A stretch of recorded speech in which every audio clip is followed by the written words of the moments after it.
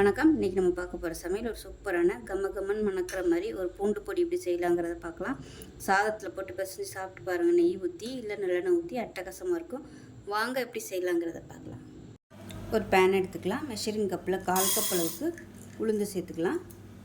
இப்போ இது நல்லா பொன்னிறமாக வறுத்துக்கலாம். இப்போ பாருங்கள், உளுந்து நல்லா செவந்து வந்துடுச்சு. இது வேறு பிளேட்டுக்கு மாற்றிக்கலாம்.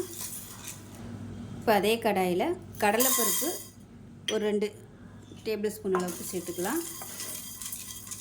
இப்போ இதையும் பொன்னிறமாக வறுத்துக்கலாம். இப்போ இது கூடவே அதே அளவு 2 டேபிள் ஸ்பூன் துவரம் பருப்பு சேர்த்துக்கலாம். இது கூடவே பாசிப்பருப்பு அதுவும் ஒரு 2 டேபிள் ஸ்பூன் சேர்த்துக்கலாம். மீடியமான ஃப்ளேமில் கருக விட்டுறாமல் வறுத்துக்கணும். இப்போ இது எல்லாமே வறுபட்டுருச்சு. நான் மொத்தமாக போட்டிருக்கேன். நீங்கள் தனித்தனியாக கூட போட்டு வறுத்துக்கலாம். ஆனால் கருக விட்டுறாமல் பொன்னிறமாக வறுக்கணும். இப்போ இதையும் வேறு பிளேட்டுக்கு மாற்றிக்கலாம். இப்போ இதில் சீரகம் 1 டீஸ்பூன், மிளகு 1 டீஸ்பூன் சேர்த்துக்கலாம். இப்போ இதையும் பொன்னிறமாக வறுத்துக்கலாம். இப்போ மிளகு சீரகம் வறுபட ஆரம்பிக்கவும் 1/2 கப் அளவுக்கு பொட்டுக்கடலை சேர்த்துக்கலாம். இதையும் இந்த சூட்டிலே போட்டு பரட்டிக்கலாம். இது கூடவே 1 டீஸ்பூன் எள்ளு சேர்த்துக்கலாம். கருப்பு எள்ளு வெள்ளை எள்ளு எதுனாலும் சேர்த்துக்கலாம்.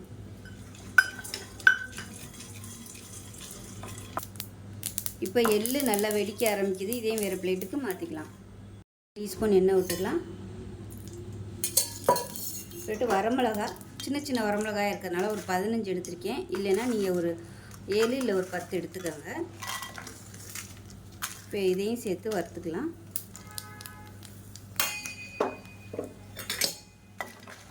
இது கூடவே ஒரு கை அளவுக்கு கருவேப்பிலை அதையும் சேர்த்துக்கலாம். நல்லா ஃப்ரெஷ்ஷான கருவேப்பிலையாக சேர்த்துக்கோங்க.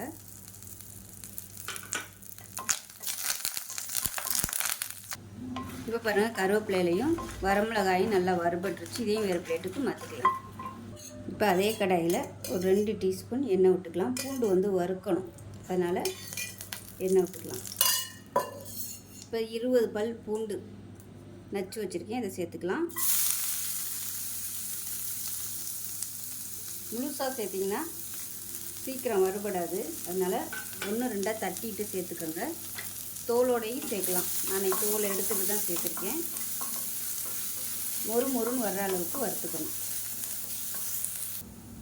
இப்போ பாருங்கள், நல்ல மொறுன்னு வந்துடுச்சு. இதையும் வேறு பிளேட்டுக்கு மாற்றிக்கலாம். இப்போ இதில் 1 டீஸ்பூன் உப்பையும் சேர்த்துக்கலாம். இதையும் சேர்த்து வறுத்துக்கலாம். இப்போ எடுத்துடலாம் அந்த உப்பை. இப்போ பாருங்கள், வறுத்து வச்ச எல்லாமே ஒரு பவுலில் கொட்டியிருக்கு. இது நல்லா ஆறட்டும். ஆறுனதுக்கப்புறம் மிக்ஸி ஜாரில் சேர்த்து நல்லா அரைச்சிட்டு பார்க்கலாம். இப்போ பாருங்கள், பொடி நல்லா நைஸாக அரைச்சாச்சு. நல்லா வாசனையாக சூப்பராக இருக்குது. இப்போ பாருங்கள், சூப்பரான பூண்டு பொடி கம்மன் ரெடி ஆயிடுச்சு. இது இட்லிக்கு மட்டும் இல்லை, சாதத்தில் நெய் போட்டு சாப்பிட்டிங்கனாலும் சூப்பராக இருக்கும். ஸோ இதே மாதிரியே செஞ்சு பாருங்கள். செஞ்சு பார்த்துட்டு எப்படி இருந்துச்சுங்கிறது சொல்லுங்கள். வீடியோ பிடிச்சின்னா லைக் பண்ணுங்கள், கமெண்ட் பண்ணுங்கள், சேனலை சப்ஸ்கிரைப் பண்ணுங்கள், பக்கத்தில் பெல் பட்டனையும் ப்ரெஸ் பண்ணுங்கள். நன்றி.